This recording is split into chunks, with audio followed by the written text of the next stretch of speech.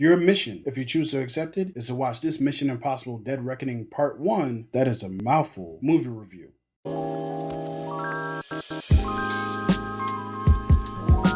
Mission Impossible Dead Reckoning Part 1, or Mission Impossible 7, which it will probably become to be known as, continues the winning streak that the Tom Cruise-led franchise has been on since Mission Impossible 3. While relatively toned down in terms of the impossibleness of the stunts, this movie still delivers an edge-of-your-seat experience. And no worries, this is a spoiler-free review, but I'm going to be a little lighter on details, as the trailer has been a little lighter on details as well, and for good reason. There's a lot in this movie that I wouldn't want you to find out until you sat down in your seat. That said, this movie still delivers everything that you would expect out of a Mission Impossible movie. Ethan Hunt being this unstoppable force, the likes that mankind has never seen. I don't know if you've noticed, it seems like every movie since Mission Impossible 3, either the director of the IMF or his enemies or someone else is building up this boogeyman version of Ethan Hunt. Hunt is uniquely trained and highly motivated. A specialist without equal, immune to any countermeasures. There is no secret he cannot extract, no security he cannot breach, no person he cannot become.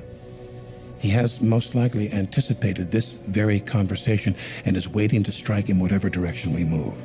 Sir, Hunt is the living manifestation of destiny. That's it. All right, time out.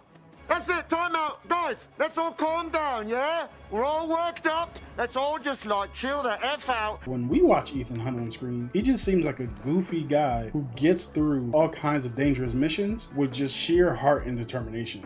The everyday manness of Ethan Hunt never escapes us on screen. Benji, played by Simon Pegg, continues to anxiously yet efficiently save the day as the co-man in the chair to Luther. And sometimes Benji goes out into the field and assists Ethan Hunt in saving the day, sometimes without Ethan even knowing. And as always, Luther returns, played by Ving, Rhames, who plays a big role in this movie, being Ethan's guide during elaborate chases throughout the most renowned cities in the world and in Hunt's moral dilemma that he faces throughout the movie. What's your objective? What's your ultimate objective? If you enjoyed this trailer reaction, why not be awesome and like the video and subscribe to the channel. In the 7th entry into the franchise, Ethan Hunt must find a McGuffin that's so powerful that it could end civilization as we know it. But the interesting twist on this McGuffin is that it's not enough just for Ethan and crew to retrieve it, but they also must find out what it does. So the real McGuffin, you could argue, is information. Information that very few people have, and they must get it out of their enemies in order to complete the mission. No idea the power it represents. Gabriel, played by Esai, who you might recognize from Ozark, a pretty great show, is a cold, calculating, and smooth figure that acts as a great adversary to Ethan Hunt. Not every time that we go into a Mission Impossible movie do we have an antagonist who can match Ethan Hunt physically as well as intellectually. Been a long time, friend. Gabriel plays a mysterious role in Ethan Hunt's past that causes Ethan to be a little bit more emotionally involved in this particular mission than missions prior. None of our lives can matter more than this mission.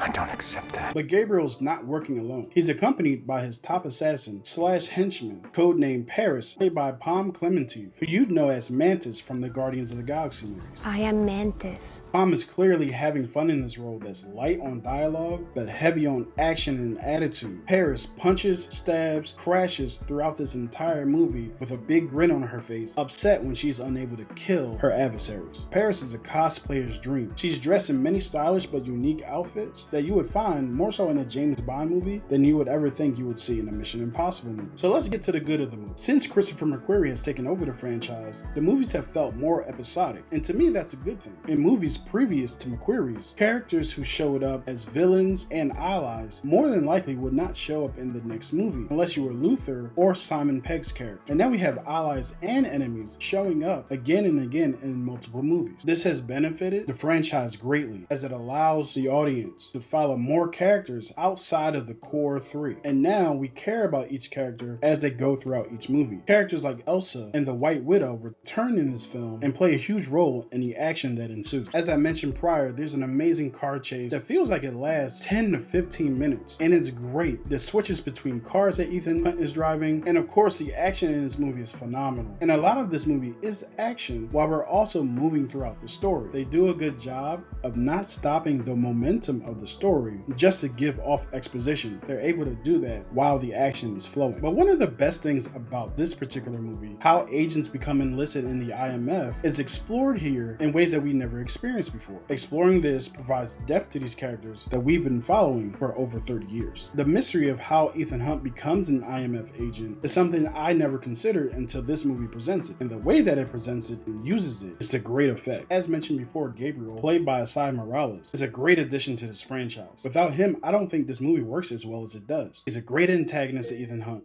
This is a reminder. Feed Bruno. This is a reminder. Feed Bruno. I will feed my dog, I promise.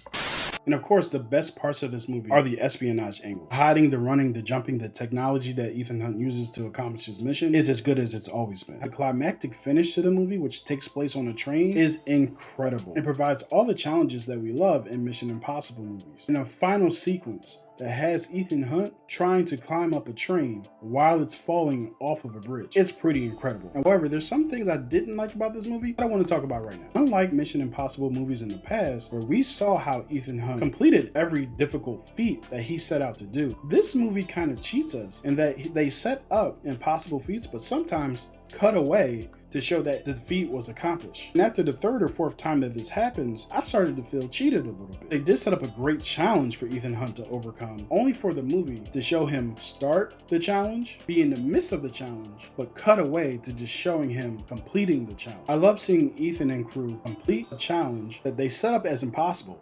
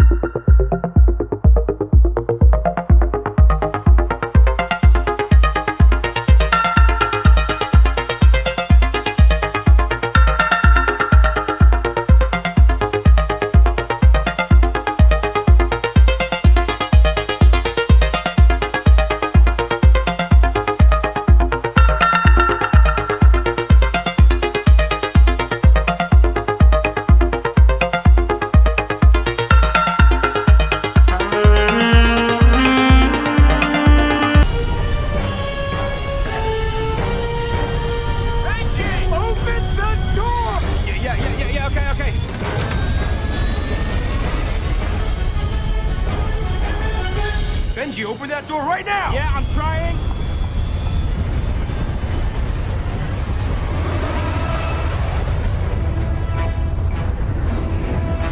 Only for Ethan Hunt to rise to the challenge anyway. While I love the character of Gabriel, there's one thing that really threw me off. His character seemed to be able to time things and do things that are just out of the realm of possibility, even for a Mission Impossible movie. How would you know to jump off this thing at that time and that you would be there at that specific time? Now, there's an answer to that in this movie, but to me, it's a little bit far-fetched because of the amount of factors that have to take place in order for it to happen. Now, when you see the movie, you'll see exactly what I'm talking about. And also, I did feel like this movie was a little long. I give this movie a 4 out of 5. It's a great entry into the Mission Impossible franchise. It deserves all the hype that it's been getting. All right, y'all, so have you seen Mission Impossible Dead Reckoning Part 1 or Mission Impossible 7? If so, what were your thoughts on it? Did you enjoy it? Did you not? Do you think that this franchise should end? Do you think it should continue like I do? I think that this franchise should continue as long as the movies are good. Let me know in the comments what you guys thought about the movie. You don't have to match what I thought about it. I want you to go see it for yourself and form your own opinion on the movie. No matter what I say,